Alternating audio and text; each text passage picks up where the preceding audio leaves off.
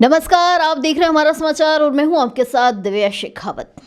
अगर आप भी पासपोर्ट बनवाने जा रहे हैं या आपने सोचा है कि मुझे पासपोर्ट बनवाना है और कहीं आपके साथ धांधली ना हो जाए और वो भी कई महीनों की, आप सोच रहे हैं कि घर पे पासपोर्ट आने वाला है, जल्द ही मैं टूर पे जाऊंगा कहीं पे, लेकिन आपको पता चले कि आपके साथ तो रिश्वत का खेल होने वाला है और जिसमें आप ही उलझ कर रह जाएंगे। मेरे साथ श्रवण कुमार बुर्डक साहब हैं। इनके साथ क्या हुआ है जयपुर शहर में, वो भी पासपोर्ट ऑफिस के हेडक्वार्टर में, वो इन्हीं से जानते हैं कि किस प्रकार की इनके साथ धांधली हुई है, किस प्रकार से इनसे रिश्वत मांगी है और इन्होंने दी भी है, उसके बावजूद भी इन तक पासपोर्ट नहीं पहुंचा है। श्रवण जी, बहुत स्वागत करूंगी आपका और शुरू से जानेंगे कि किस तरीके से पासपोर्ट ऑफिस से आपके साथ धांधली हुई, कितने आपने रुपए दिए हैं और कौन कौन इस पूरे प्रकरण में संलिप्त थे। कहां से होती है इस पूरे प्रकरण की शुरुआत? मेरा पासपोर्ट है वो 2022 में अप्लाई करा था। हाई कोर्ट ने मेरे को ये डायरेक्शन दिए थे, पासपोर्ट कार्यालय जो रीजनेबल ऑफिस है उसको, कि आप पासपोर्ट कार्यालय को ये डायरेक्शन दिया था कि आप इनका पासपोर्ट बना सकते हो, हमारे को कोई आपत्ति नहीं है। माननीय न्यायालय ने जैसे ये आदेश दिया, आदेश की कॉपी के साथ में मैंने इसको ऑनलाइन अप्लाई कर दिया। अप्लाई करने के बाद में इन लोगों ने कई जो भी इनकी जो फॉर्मेलिटीज़ है वो पूरी करी, सारी फॉर्मेलिटीज़ इनके पास में आ चुकी है। आने के बाद में इन लोगों का खेल शुरू होता है। क्षेत्रीय कार्यालय में पूरे राजस्थान का है तो एक ही आदमी, मतलब एक ही जगह है, तो अगर चाहे बाड़मेर में तकलीफ हो, चाहे सीकर में तकलीफ हो या कहीं भी हो, अगर क्षेत्रीय कार्यालय है तो हेड ऑफिस यही है जिसको अपन रीजनल ऑफिस बोलते हैं। इसके बाद में मैं लास्ट टाइम आया आज के 12 महीने पहले, तो इन्होंने मेरे को बोला आपका पासपोर्ट आपके घर पहुंच जाएगा। मैंने काफ़ी वेट करे और जहाँ से मैंने अप्लाई करा था उनको मैंने कई बार फ़ोन करे। उन्होंने मेरे को बोला कि भैया इनका तो खेल थोड़ा सा ख़राब है और ऐसे ये नहीं मानेंगे, इनको पैसे देने ही पड़ेंगे और बिगर पैसे ये काम होता ही नहीं है और सब लोगों को ये चक्कर कटवाते रहते हैं। उसके बाद में मेरे पास में एक लेटर आता है इनका जारी किया हुआ, जिसमें मेरा अपॉइंटमेंट 6 तारीख का होता है, 6 जनवरी का। अच्छा, ये पासपोर्ट आपने अप्लाई कर दिया, कितने दिन बाद आता है ये लेटर आपके पास? ये लेटर मेरे पास में आप मान के चलो मैम, पहले मैं 6-7 बार जा चुका हूँ। अभी जो ये रिसेंटली लेटर आया है ये 31 दिसंबर को जारी किया हुआ लेटर है, जो मेरे पास में आज से 2 दिन पहले पहुँचा है। वो लेटर देखता हूँ तो उसमें अपॉइंटमेंट डेट होती है 6 जनवरी। भाई मेरे को 6 जनवरी को जाना है। मैंने कल जो जहाँ से अप्लाई करा उनसे मैंने बात करी, भैया जी ये लेटर आया है, मैंने को व्हाट्सअप करा तो उन्होंने बोला भैया ये लेटर आए चाहे कुछ भी आए ऐसा सिस्टम बैठेगा नहीं। इन्होंने नया अपना एक सिस्टम और कर दिया आजकल। मैंने कहा क्या? बोला हर फ्राइडे को ही खुला रहेगा और हर फ्राइडे को ही लोग आएंगे, अपना टोकन कटाएंगे और जिनका सिस्टम होगा वो काम करवा लेंगे। मैंने कहा मेरे को क्या करना चाहिए, मैं इतनी दूर हूँ, लगभग 80 किलोमीटर मेरे गाँव से, और सर्दी का टाइम में मैं नहीं पहुँच पाऊँगा। उन्होंने बोला कि वहाँ दलाल ऑलरेडी रहते हैं जो गार्ड का काम करते हैं वहाँ, और वो 10,000 रुपये लेंगे और आपका टोकन आपकी अनुपस्थिति में बिना कागजों के काट देंगे। तो मैं वहाँ पहुँचा। पहुँचने के बाद में ऑलरेडी मेरी अनुपस्थिति में मेरे बिना डॉक्यूमेंट्स दिए हुए 73 नंबर का टोकन उन्होंने काट के तैयार रखा था गेट पे, जहाँ से अपनी फर्स्ट सीढ़ी शुरुआत होती है। तो ये जब आपका टोकन कटा तो ये वार्ता आपकी हुई या किसी और व्यक्ति की वार्ता हो रही थी?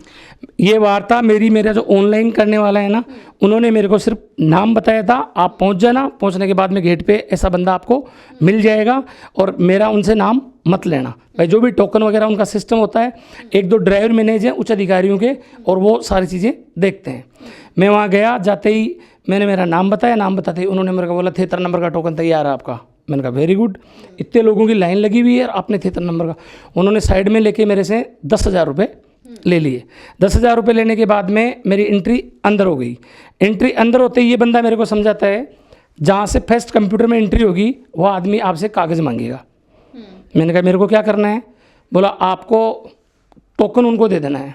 मैंने जैसे उनको टोकन दिया, उन्होंने कागज़ मांगे, इस बहाने से उन्होंने टोकन को फाड़ के वहाँ रद्दी में डाल दिया।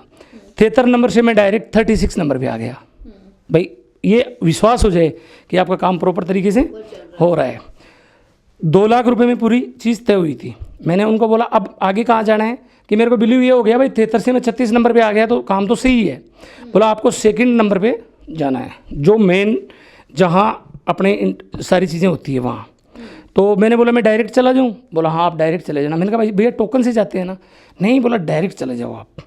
मैं डायरेक्ट वहाँ गया। वहाँ जाने के बाद में मैंने वो इनका जो लिखा हुआ आँख करा हुआ था, जो इशारा करा हुआ था, वो मैंने उनको पर्ची दी। वो लेटर जैसे ही मैंने इनको दिया, इन्होंने मेरे को बोला, ऐसे इशारा करा थोड़ा सा। मैंने कहा भैया जी कितनी देर और रुकना है? बोला 190 सेकंड। तो 2 लाख में मेरी बात थी, 10,000 रुपये ही मैंने राम लखन को दिए थे। उसके बाद में 190 सेकंड का ये नाम ले लिया, तो उनको थोड़ा सा ऐसे डाउट हो गया मेरे ऊपर। तो वो गार्ड आया आके और उनको क्या बात करके गया, क्या नहीं करके गया। उन्होंने मेरे को बोला भैया आपके तो कोर्ट का मामला है। मैंने कहा भैया जी 883 दिन के बाद में पता चला क्या कोर्ट का मामला है? मैंने तो फर्स्ट डे ये अप्लाई करा है, कोर्ट न्यायालय का आदेश है, उच्च न्यायालय का। आप आज 883 दिन बाद में आपको याद है कि आप बहरे हो? मैं वहाँ चिल्लाने लग गया। इतने में ये गार्ड आ गए वहाँ सारे। जिस गार्ड को मैंने पैसे दिए थे, उस गार्ड ने मेरे को आके डायरेक्ट गाली दी। वहाँ काफ़ी हंगामा हुआ। हंगामा होने के बाद में मैंने कई बातें इनको बोली, लेकिन मैंने गलत कोई भी मेरी चीज़, एक भी मैंने मेरे मुंह से गाली नहीं दी और कुछ हरकत नहीं हुई। पूरी चीज़ें उनके कैमरे में रिकॉर्ड है, जो उनका ऑफिशियल कैमरा है, आप चेक कर सकते हो वहाँ जाके। उसके बाद में मेरे को उच्च अधिकारी के पास, उन्होंने टोकन पे मार्क करके उच्च अधिकारी के पास में मेरे को फर्स्ट फ्लोर पे भेज दिया। वहाँ जाके मैं रिसेप्शन में जैसे ही बैठा, पुलिस आती है, पुलिस की एंट्री होती है और राम रतन नाम से एक बंदा आता है। बंदा आके और मेरे को डायरेक्ट, पुलिस या सिर्फ एक कोई व्यक्ति? पुलिस वर्दी में आता है और मेरे को बोलता है खड़े हो, थाने चलो। मैंने कहा हु इज़ दिस, कौन हो आप? बोला मैं पुलिस हूँ। मैंने कहा किसने बुलाया? बोला ऑफिस से कॉल गया। तो मैंने कहा भैया उनसे जाके मिलो, उनसे जाके लिखित में लो, फिर मेरे को आप अरेस्ट करके लेके चलो। बोला आपने अशांति फैला दी। हाँ, मैंने कहा मैंने फैला दी अशांति। मेरे हक की बात के लिए अगर मैं लड़ रहा हूँ तो मैं अभी भी चिल्ला ही रहा हूँ। और मेरे को जो उच्च अधिकारी जिनसे मिलना है, मैं ताकि पूछूँ तो सी ना कि पैसे कौन ले रहा है आप में से। 10,000 मैं ऑलरेडी दे चुका हूँ। वो मेरे पास में आधे घंटे तक बैठे रहे रिसेप्शन में और वो मेरे को डरा रहे, भाई तो आंखें मत निकाल, हम तेरे को ले जाएंगे। मैंने कहा आप कहीं नहीं लेके जा सकते मेरे को। मैंने उनको जैसे ही पूरी बात बताती उन्होंने अपने उच्च अधिकारियों से बात करी। ये गांधीनगर थाने से आए थे, ये टोक के रहने वाले हैं। इन्होंने उच्च अधिकारियों से बात करी तो उच्च अधिकारी उनके समझ में आ गई भाई कुछ ना कुछ गड़बड़ है। वो से सम्मान चले गए अपनी ईमानदारी के साथ, अपनी वर्दी के साथ में वहाँ से चले गए। अब नंबर आता है मेरा, मैं वहाँ वेट कर रहा हूँ। मैंने गार्ड साहब को बोला कि मेरे को अधिकारी से मिलवाओ ना। बोला आप चले जाओ ना। मैंने कहा जाऊंगा नहीं। ऐसे जब उन्होंने मेरे को ट्रांसफ़र कराया, आपने मेरे को बुलाया है घर से, तो मैं उनसे मिलके जाऊंगा ना। उन्होंने मेरे को बुलाया के.सी. चौहान साहब हैं, उच्च अधिकारी है, उत्तराखंड से रहने वाले हैं, बहुत ही अच्छे और ईमानदार पर्सन हैं। मैं वहाँ गया तो पूर्व मंत्री अपने गोविंद राम जी मेघवाल वहाँ बैठे थे। उनके सामने मैंने जैसे ही चर्चा करी तो उन्होंने थोड़ा सा मेरे को बोला कि आप मेरे को जानते हो? मैंने कहा सर हम जानते हैं, हम आपको एक बार निमंत्रण देने के लिए गए थे, आप लोग आए नहीं थे। वो गांव बताया तो तुरंत पहचान गए। अधिकारी के भी ये समझ में आ गई कि कुछ ना कुछ, भाई उन्होंने बोला कि बंदे सही है, अपनी ईमानदारी से काम कर रहे हैं। तो वो बात बोल के चाय कॉफ़ी पी के वहाँ से निकल गए। अब के.सी. चौहान साहब और मैं रह गया। मैंने पूरी बातें उनको बताई, पूरी बात उन्होंने मेरी ईमानदारी से सुनी और अपना जो उच्च अधिकारी है उसको ट्रांसफ़र कर दी फाइल। उच्च अधिकारी है रवि जी मीणा, जो 3rd फ्लोर पे रहते हैं। उन्होंने मेरे को वहाँ भेज दिया। मैं वहाँ जैसे रवि जी मीणा के पास में गया, IAS हैं वो, और भाई सेकंड लास्ट अधिकारी उच्च अधिकारी है, 2 जने वो बैठे थे। मैं वहाँ गया, मैंने जाते उनसे मैंने पूछा सर ईमानदार हो क्या आप? भाई ईमानदार हो तो मैं बात करूँ, नहीं मेरे को कोई काम नहीं है आपसे, ये मेरा पासपोर्ट बनाना नहीं बनाना ये आपके काम का है, अगर मेरा लीगल है तो बना दो, नहीं नो इशू। उन्होंने मेरे से पूरी बात सुनी। पूरी बात सुनने के बाद में उन्होंने सब लोगों को बुलाया वहाँ जो इसमें लिप्त थे। तो उन्होंने बोला यार गार्ड की कैसे पहचान करें? मैंने कहा सारे गार्डों को बुला लो। गार्डों को जैसे ही बुलाया उन्होंने, और वो पहचान होगी कि ये गार्ड है राम लखन। तो उन्होंने मेरी बात सुनी। सुनने के बाद में उन्होंने उस गार्ड को बोला आउट, वहाँ से भेज दिया।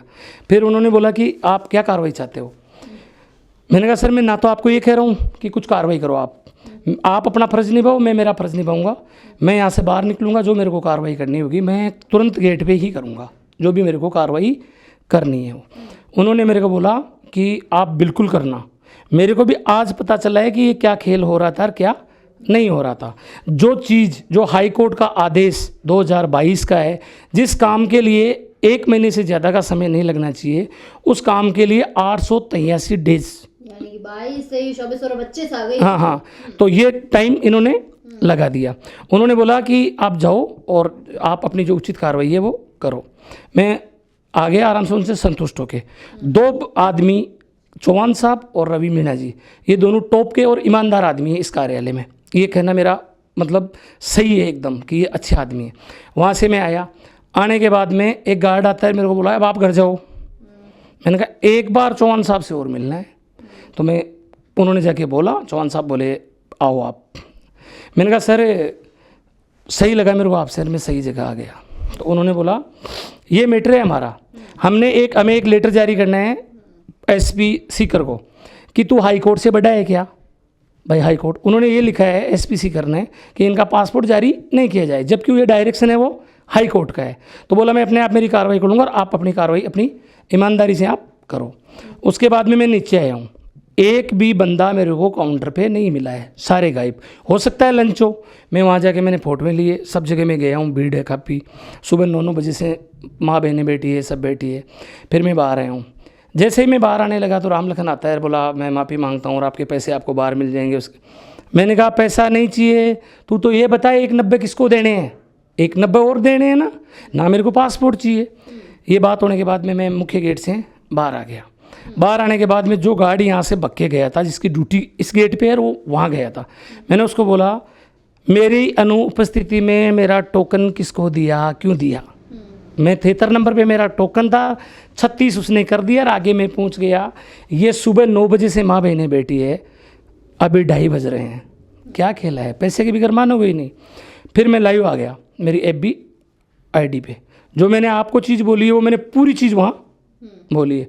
उसके बाद में जैसे मीडिया से काफ़ी फ़ोन आने लग गए मेरे पास में, तो मैंने बोला मैं भी नहीं पिया, मैं खाना खाऊंगा। मैं खाना खा के सीधा यहाँ आया हूँ। ये बताइए कि आपको क्या लगता है कि क्या कार्रवाई करेंगे जिन अधिकारियों से आप मिले हैं, चौहान साहब हो या मीणा साहब हो, क्या लग रहा है क्या कुछ कार्रवाई करेंगे वो? अगर उनके सिस्टम में होगा अपने पावर में तो वो लीगल कार्रवाई करेंगे। इसके अलावा मैंने माननीय मुख्यमंत्री भजनलाल जी के लिए भी लाइव आके बोला है कि आपके राज के अंदर आप तो ईमानदार आदमी हो और ये ईमानदार हो तो इसमें दिखाओ आप अपनी ईमानदारी। मैंने मोदी जी के लिए भी बोला है कि मोदी जी ईमानदार हैं, मैं भी उनकी पार्टी का एक छोटा सा कार्य करता हूँ, तो मैं भी ये चाहता हूँ ना कि इस पर उचित कार्रवाई हो। ये सोचो आप, पूरे इन्होंने फ्राइडे क्यों रखा, सवाल नंबर 1।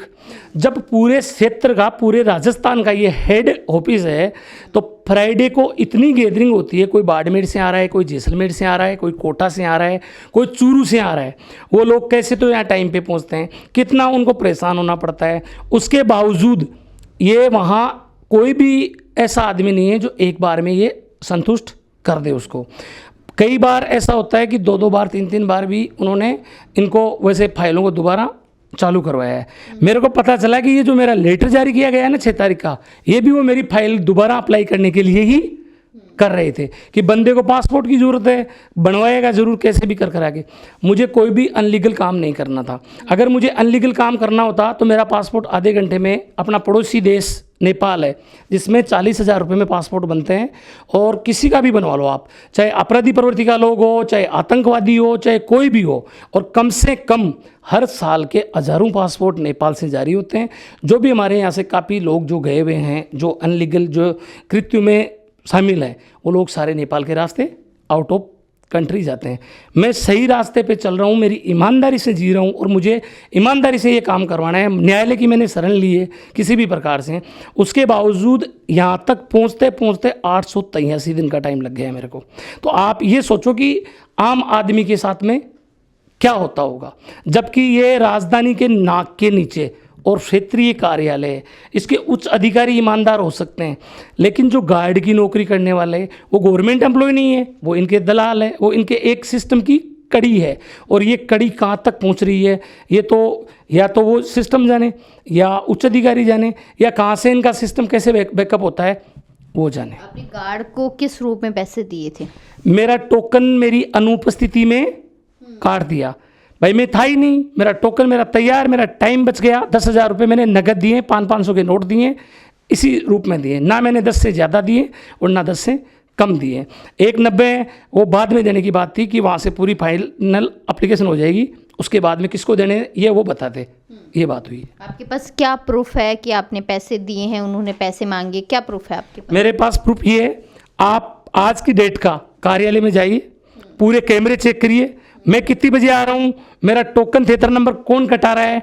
अगर मैं सीन आ रहा हूँ तो मैं झूठा हूँ, और मेरा टोकन अगर पहले ही कट जाता है और अगर मेरे को गेट पे टोकन देता हुआ आपको गार्ड मिल जाए, वो टोकन लेके मैं आगे जाऊँ, मेरा टोकन फाड़ दिया जाए, 36 नंबर पे मेरा वो नंबर आ जाए, ये सारी चीज़ें मैं आपको अवेलेबल करवा रहा हूँ। एक भी चीज़ में इनमें आपको अगर फाल्स लगता है तो आप मेरे ऊपर उचित कानूनी कार्रवाई करवाइए।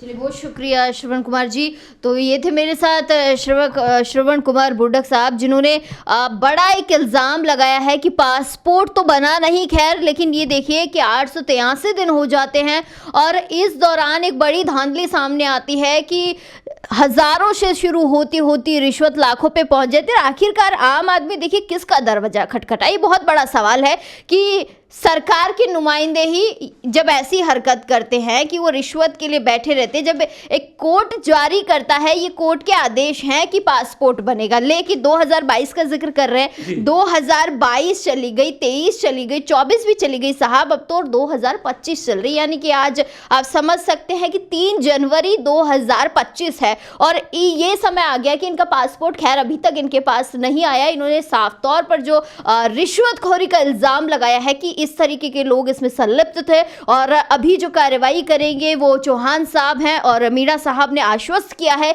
कि जल्द से जल्द इस मामले पर कार्रवाई की जाएगी। लेकिन अगर आप अपने स्तर पर कार्रवाई करना चाहते हैं तो ज़रूर आप कार्रवाई कीजिए, ताकि इस तरीके के जो लोग हैं, जो छोटे मैं कहूँगी कि चपड़ासी हो या फिर कांस्टेबल हो या फिर जो भी है, इस तरीके के लोग इसमें लिप्त होते हैं, उनकी सामने आए। कहीं ना कहीं जब लगाम लगेगी तभी इस तरीके के रिश्वतखोरों को समझ आएगी कि रिश्वत लेना ही सबसे बुरी बात है, क्योंकि रिश्वत के सहारे आदमी के काम नहीं होते, क्योंकि 4-4, 5-5 साल लग जाते हैं। 80-80 किलोमीटर तो से लोग आ रहे हैं, धुंध हो रही है, ठंड हो रही है, और इस दौरान अगर आम आदमी आपके पास आ रहा है कि मेरी सुनिए, मेरी समस्या सुनिए, और आप लोग क्या कर रहे हैं, तो ये बड़ा सवाल ये निशान खड़ा होता है उन लोगों पर कि जो इस तरीके की हरकत करते हैं। ऐसे लोगों को कहीं ना कहीं देखिए शर्म तो आनी चाहिए, यही हम कहेंगे कि शर्म करिए थोड़ी सी। कैमरा सहयोगी राजकुमार के साथ मैं दिव्या शेखावत, हमारा समाचार।